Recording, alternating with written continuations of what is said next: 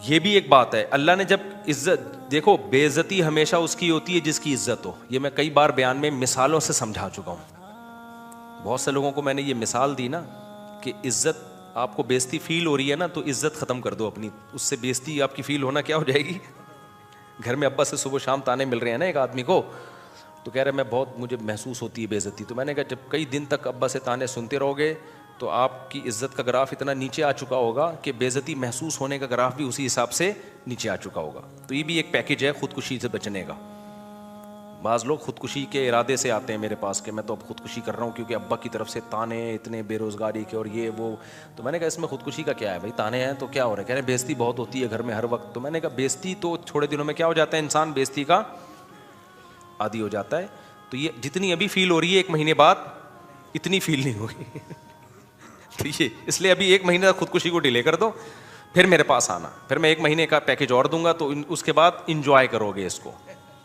تو لیکن اب ہوتا کیا ہے, خوب سمجھو کہ اللہ تعالیٰ دنیا میں جس مخلوق کو عزت دی جاتی ہے نا, اگر وہ اپنے عزت والے کام کرنا چھوڑ دے تو بے عزتی بھی کس کی ہوتی ہے, ہمیشہ عزت دار لوگوں کی ہوتی ہے. اس لیے اللہ تعالیٰ نے جہاں انسان کے لیے جنت بنائی ہے نا, وہیں جہنم بھی کس کے لیے بنائی ہے, انسانوں کے لیے بنائی ہے اللہ نے. تبھی قرآن کیا کہتا ہے, ایک طرف قرآن انسانوں کے فضائل بیان کرتا ہے وَلَقَدْ كَرَّمْنَا بَنِي آدم, ہم نے بنی آدم کو بڑی عزت دی. ایک طرف قرآن کہتا ہے ہم نے بنی آدم کو مسجود ملائکہ فرشتوں کا مسجود بنایا. ایک طرف قرآن کہتا ہے ہم نے جو ہے ساری کائنات مسخر کر دی بنی آدم کے لیے اتنی. ایک طرف اللہ کہتا ہے اولئک کالانعام, یہ انسان چوپایوں سے بھی بدتر ہیں. ارے بھائی اللہ ایک طرف تو اتنا پروٹوکول دے رہا ہے, دوسری طرف کہہ رہا ہے یہ گدھے گھوڑے سے بھی کیا ہیں, بدتر ہیں. بھائی بات یہ ہے کہ جب عزت بہت زیادہ ہوتی ہے اور آپ وہ کام کر رہے ہوتے جو گدھے گھوڑوں پہ سوٹ کرتے ہیں, تو پھر آپ کا مقام گدھے گھوڑوں جیسا نہیں ہوتا بلکہ گدھے گھوڑوں سے کم ہوتا ہے. وجہ اس کی ہے کہ وہ تو گدھا گھوڑا ہے, وہ تو وہ کام کرے گا جو گدھے گھوڑوں کے کام ہوتے ہیں. تم تو وہ تھوڑی ہو, تم تو مسجود ملائکہ ہو, تمہیں تو اللہ نے ذہانت دی, عقل دی ہے, تم وہ کام کیوں کر رہے ہو. لہذا اللہ کہتے ہیں انسان یا تو اشرف المخلوقات ہے اللہ کی نظر میں, یا احقر المخلوقات ہے, تمام مخلوق میں سب سے بدترین مخلوق ہے.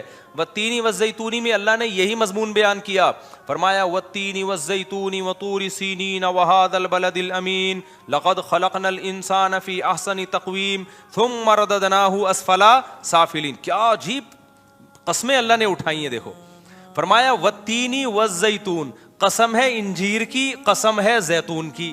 عجیب بات ہے یار, کھانے پینے کی چیزوں کی اللہ قسمیں اٹھا رہا ہے اور کہہ رہا ہے لقد وطور سینین, اور طور سینین جو کوہ طور ہے نا مصر میں جہاں موسیٰ علیہ السلام سے اللہ ہم کلام ہوئے تھے, کوہ طور کی قسم. اب کوئی جس کو قرآن نہیں آتا نا وہ کہے گا یار یہ اللہ کا کلام ہے, انجیر کی قسم, زیتون کی قسم اور پہاڑ کی قسم. اور قسمیں اٹھا کے اللہ کیا کہہ رہے ہیں, لقد خلقنا الانسان فی احسن تقویم, سب سے زیادہ عزت دار اس کائنات میں کون ہے, انسان ہے. انجیر زیتون کا اس سے کیا تعلق ہے کہ انسان کیا ہے, اشرف المخلوقات ہے. کوئی تک بن رہا ہے بھائی, بتا دو اگر نہیں سمجھ میں آ رہا. بھائی بظاہر تو بے ربط کلام ہے نا, انجیر کی قسم. بھائی انجیر زیتون تو کھانے کی چیزیں ہیں, یہ ایسا ہی ہے جیسے کوئی کہے کولڈ ڈرنک کی قسم, چینی کی قسم ہے بھائی, ٹماٹر کی قسم. تو اگلا بولے گا ٹماٹر کی قسم سے کیا ثابت کر رہا ہے, کہ ٹماٹر کی قسم مجھے تم سے بہت محبت ہے. اگلا کہے گا یار کیا مطلب ٹماٹر کی قسم, کھانے کی ایک چیز ہے. ٹماٹر ہو یا انجیر ہو یا زیتون ہو یا برگر ہو, یہ سب کیا ہیں, کھانے پینے کی چیزیں. اور پھر اس قسم کا کوئی مناسبت ہی نہیں بنتی کہ انسان بڑی عزت دار ہے. تو کیا مطلب ٹماٹر پیدا کیا اس سے پتہ چلتا ہے انسان بڑا عزت دار ہے نا, اس میں کیا ربط. اللہ نے یہی مضمون جو میں اتنی دیر سے تقریر کر رہا ہوں نا, یہی اللہ نے بیان کیا اس میں. اللہ کہتے ہیں قسم ہے انجیر کی اور زیتون کی. کیا مطلب, ان دو چیزوں کو دیکھ لو, پتہ چلتا ہے کہ جس انسان کے لیے یہ دو قسم کی چیزیں پیدا کی ہیں وہ چھوٹا, وہ کم ویلیو والا نہیں ہے. کیونکہ انجیر اور زیتون انسانی خوراک میں غذائیت کے معیار پہ اعلیٰ ترین خوراکیں ہیں. یہ زیتون کا تیل ہی پہ کتابوں پہ کتابیں لکھی جا رہی ہیں. زیتون کا تیل ہے نا, بھی میں اس کے فضائل بیان کروں گا تو بات بہت لمبی ہو جائے گی.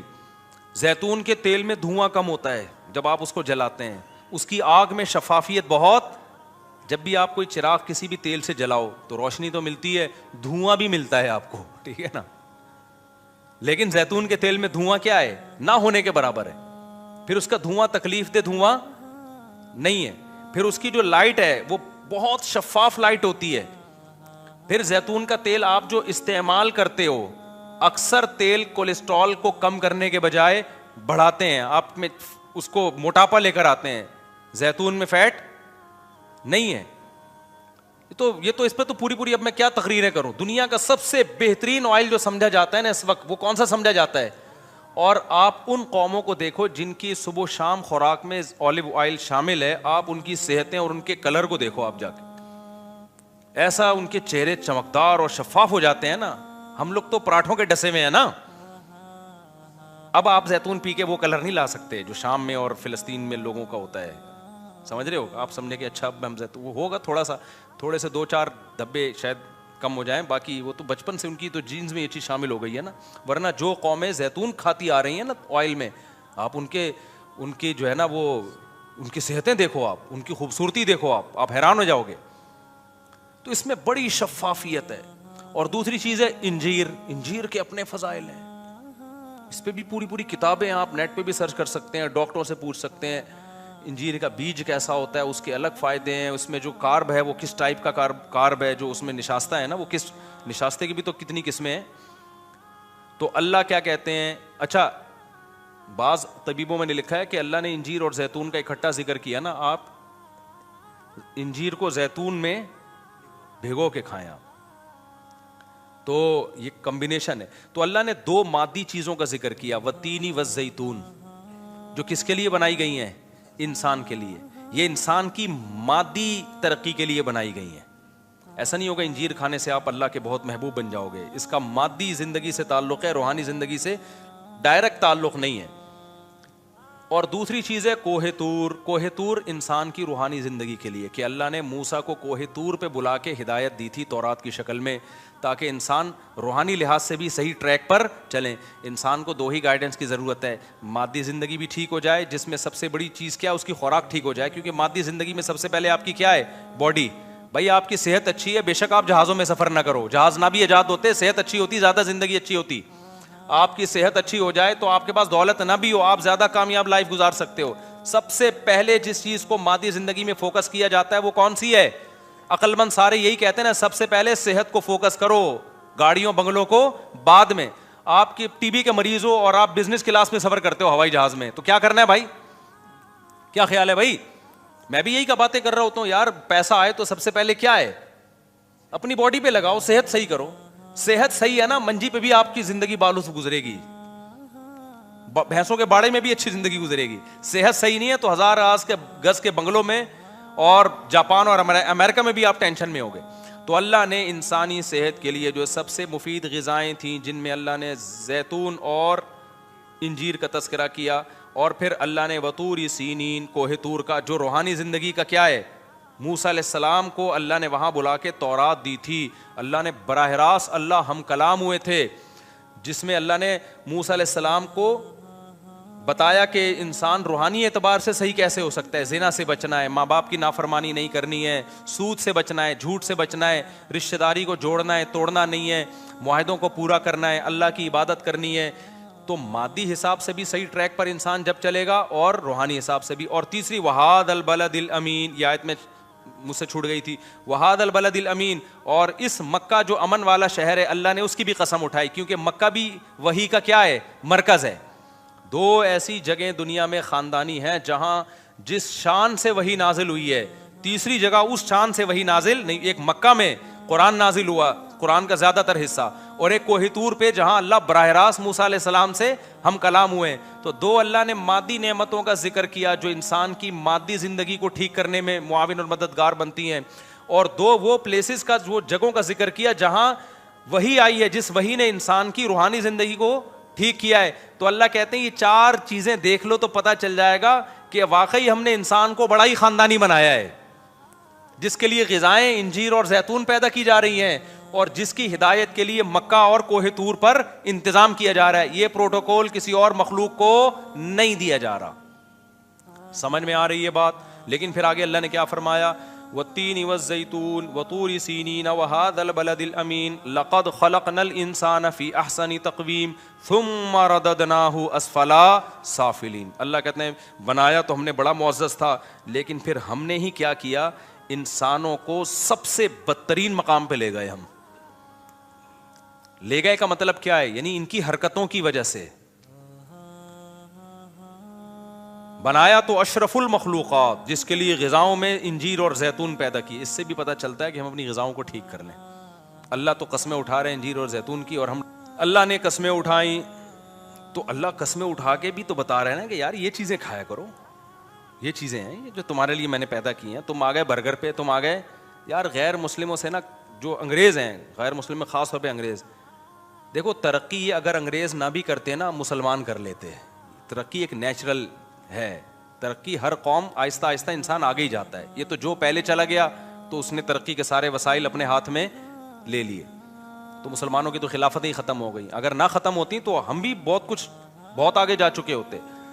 اصل بات ہے آپ نے دنیا کو دیا کیا ہے؟ وہ چیز دی ہے جو تو وہ تو ہونی تھی. چائے ہمارے ہاں ان لوگوں کے پاس سے آئی ہے، کافی کی عادت ہمیں ان لوگوں نے ڈالی ہے، سگریٹوں پہ ہمیں ان لوگوں نے لگایا. تمام نشے کی چیزیں مسلمانوں کی نہیں تھی، ان پہ ہمیں ان لوگوں نے ڈالا. فیملی سسٹم تباہ ان لوگوں نے کیا ہمارا. میں جاپان گیا نا، وہاں کے بوڑھے بوڑھے گوروں کو گالیاں دیتے ہیں، کہہ رہے ہمارا خاندانی نظام گوروں نے تباہ کیا، انگریزوں نے. تو یہ بڑی بڑی جو برائیاں آئی ہیں نا، برگر پہ ہمیں کس نے لگایا ہے؟ آپ کے باپ دادے برگر کھاتے تھے ڈبل روٹیاں؟ ہم تو روٹی کھانے والی قوم تھی. ہمیں غذائیں ہماری ان لوگوں نے چینج کی ہیں. کولڈ ڈرنک پہ ہمیں کس نے لگایا ہے؟ ہمارے باپ دادے تو لسی پیتے تھے. کولڈ ڈرنک کون لے کر آیا ہماری سوسائٹی میں؟ تو ہر چیز گوروں کی اچھی نہیں بولا کرو، گورے اچھے، گوروں نے ایکچولی سارا بیڑا غرق پروگرام جو ہمارا جو بیڑا غرق ہوا ہے وہ کس کی وجہ سے ہوا ہے؟ ان گوروں کی. اور یہ جو سسٹم ہے یہ بھی انہی کا دیا ہوا ہے. تو سارا اپڈیٹنگ جو سسٹم ہے نا، اپ گریڈنگ سسٹم، وہ وہاں سے آ رہا ہے. تو پورا ہی سسٹم ہی چل رہا ہے اس وقت دنیا میں. تو پیچھے تانے بانے وہ ہم پہ مسلط ہوئے ہوئے ہیں. وہ چاہتے ہی نہیں ہے کہ ہم لوگ ترقی کریں، وہ ہمیں پیچھے ہی رکھنا چاہتے ہیں. وہ چاہتے ہیں لڑتے رہیں بیٹھ کے. تو یہ اتنا نہیں گوروں کی جو ہے نا متاثر ہوا کرو. ہمارا سارا نظام، ہماری جب حکومتیں ہندوستان میں جو تھی تو اس وقت ہماری ترقی تھی، جو ہماری خلافتیں تھی اس وقت ہمارے کیا حالات تھے. یہ تو سارا ان لوگوں نے برباد کیا ہمیں، اور ہمیں اٹھنے بھی نہیں دے رہے ہیں. یہ اپنے لیے ان کے اصول کچھ اور ہیں بھائی، ہمارے لیے اصول کچھ اور ہیں. تو اتنا زیادہ اپنے آپ سے بدگمان نہ ہوا کرو. اتنے برے نہیں ہیں جتنا ہمیں برا بنا کے دکھایا جاتا ہے. تو میں بات کیا کر رہا تھا، جلدی سے بس بات کو سمیٹ کے ختم کرتا ہوں. ہاں، تو اللہ نے قسم اٹھائی والتین والزیتون وطور سینین وہذا البلد الامین. اللہ کہتے ہیں میں نے اس کی مادی صحت کا بھی انتظام کیا، اس کے لیے انجیر اور زیتون پیدا کیا میں نے، اور میں نے اس کے لیے روحانی صحت کا بھی انتظام کیا، جس کا گواہ مکہ اور کوہ طور ہے. کیسے کیسے پیغمبروں کو بلا کے کوہ طور پہ ہم کلام ہوا. موسیٰ کو اللہ نے کہا کہ یہ کرو، یہ نہیں کرو. اور یہ بات یاد رکھو، داڑھی کی ویلیو اسلام میں کم نہیں ہے. آج بھی تورات میں لکھا ہوا ہے کہ اللہ نے موسیٰ کو کوہ طور پہ بلا کے کہا کہ اپنی قوم سے کہنا کہ داڑھی مت کاٹو. تبھی یہودیوں کی اتنی بڑی بڑی داڑیاں ہم نے دیکھی ہیں. ہمارے مذہبی اسکالر ماڈرن ہو گئے کہ داڑھی ہی کا انکار. آپ نہیں رکھتے توبہ استغفار کرو، لیکن انکار نہیں کر سکتے آپ. اسلام کو اپنے کلچر کی وجہ سے چینج نہ کرو، اسلام ویسا ہی ہے. تو یہ اللہ کا حکم ہے، کیونکہ آپ کو آپ کی فطرت کو چینج کرنے نہیں دے گا اسلام آپ کو. دیکھو آج کل لڑکے لڑکی نما آ رہے ہیں کہ نہیں آ رہے ہیں؟ تو اسلام اس کی پرمیشن دیتا ہے. گورے کے پاس تو کوئی ہدایت نہیں. وہ کہتے ہیں ان کی نجی لائف ہے، جیسے چاہے بال کٹائیں، جیسے چاہے یہاں بالیاں ڈالیں، جو مرضی کریں. لیکن اسلام نے پابندی لگا دی. نبی صلی اللہ علیہ وسلم کی صحیح حدیث ہے، ان مردوں پر لعنت ہے جو عورتوں کی مشابہت اختیار کرتے ہیں. ان عورتوں پر لعنت ہے جو مردوں کی مشابہت اختیار کرتی ہیں. تبھی تو عورت کے لیے بال چھوٹے کرنا پسندیدہ کام نہیں ہے، کیونکہ چھوٹے بال کس کے ہوتے ہیں؟ مردوں کے ہوتے ہیں. آپ کہہ سکتے ہو آپ کے تو بڑے بال ہیں، تو اتنے چھوٹے عورتوں کے نہیں ہوتے. اب اس سے زیادہ تھوڑی بڑے ہو سکتے ہیں. کتنا بڑھا لیں گے آپ؟ بڑھانا بھی چاہو تو یہاں تک نہیں پہنچتے. تو یہ اللہ نے پروٹوکول پیکج عورت ہی کو دیا ہے کہ اس کے بال بڑے ہو سکتے ہیں. اس کا مطلب یہ عورت کی خاصیت ہے. اب وہ بال کٹائے گی تو شریعت اس کو پسند نہیں کرتی. تو جو ہے نا اس کو ویسے ہی رہنا چاہیے. آدمی ہے تو پورا آدمی نظر آئے. وہ تو یہ ہائی اللہ ہوئی اللہ والا جو اسٹائل ایسے ایسے ہیجڑے ٹائپ کے ٹک ٹاک پہ ویڈیوز آ رہی ہوتی ہیں نا، عجیب سے کھرچے ہوئے منہ آ رہے ہیں، عجیب سے. مرد ہے وہ چمک پٹیوں والا ساڑیاں پہنا ہوا ہوتا ہے, اور لوگ کمنٹس بھی کر رہے ہوتے ہیں واہ واہ واہ ماشاء اللہ, یہ تمہارے دماغ خراب ہو گیا ہے. تو اللہ کا قہر ہے, اللہ کا عذاب آتا ہے بھائی. تو گورا تو کہتا ہے اس کی نجی زندگی ہے, جو مرضی کرو. ہم کیا کہتے ہیں بھائی, ہماری باڈی پہ ہمارا حق نہیں ہے. یہ کس نے بنائی ہے؟ اللہ نے. تو اللہ روحانی اعتبار سے ہمیں سیدھا رکھتا ہے. تو اللہ نے موسیٰ علیہ السلام کو بھی کہا کہ اپنی قوم کو کہہ دیں کہ داڑیاں, مرد داڑھی بڑھائیں. اور پھر اللہ نے ہمارے نبی کو بھی وحی کی, ہمارے نبی نے ہمیں بتایا کہ مرد عورت کی مشابہت اختیار بولو مت کریں, اور عورتیں مردوں کی مشابہت اختیار مت کریں. تو ہر لحاظ سے اللہ نے گائیڈ کیا. پھر اللہ نے فرمایا اس جس کی گائیڈنس کا اتنا انتظام ہو رہا ہے اور مادی زندگی کے لیے انجیر اور زیتون پیدا کیے جا رہے ہیں اس کے لیے, تو اس سے پتہ چلتا ہے انسان کوئی چھوٹی موٹی مخلوق نہیں ہے. لیکن اللہ کہتے ہیں پھر ہم نے کیا کیا, اس کو بدترین مخلوق بنا دیا. وہ کیسے بنایا؟ اس کی حرکتوں کی وجہ سے. یہ بالکل ایسا ہی ہے جیسے بادشاہ سلامت کا ایک بیٹا ہو, شہزادہ ہو. بادشاہ اس کو بڑی زبردست شیروانی میں اپنے ساتھ لے کے جاتا ہے اور بڑے خوبصورت پروٹوکول میں, شاہی خاندان کا آدمی ہے, بڑے بڑے لوگ ملاقاتوں کے لیے آ رہے ہیں, لیکن اس کمبخت کو چڈی بنیان میں ہی گھومنے کا شوق ہے, اور یہ ملتا بھی جمعداروں سے ہے, اور بہت ہی اس کی عجیب. تو بادشاہ کیا کرے گا, ایک دن اس کو آگ کر کے نکال دے گا, کہے گا یار تو تیرا تو وہ اسٹائل ہی نہیں ہے جو شہزادوں والا اسٹائل ہوتا ہے, تجھے تو یہ عزت سمجھ میں ہی نہیں آ رہی ہے. تو اب دنیا کی نظر میں تو اس کو بے عزتی سمجھا جاتا ہے, لیکن اللہ کی نظر میں جو عزت اور ذلت کا معیار ہے وہ لباس نہیں ہے. اللہ کی نظر میں عزت اور ذلت کا معیار یہ کون اپنی خواہشات کو اللہ کے حکم کے تابع رکھتا ہے, اور کون حیوان اور درندہ بن کے اپنی خواہشات کو پورا کرنے میں لگا رہتا ہے. اللہ رسول کی اس کی نظر میں کوئی ویلیو نہیں ہے.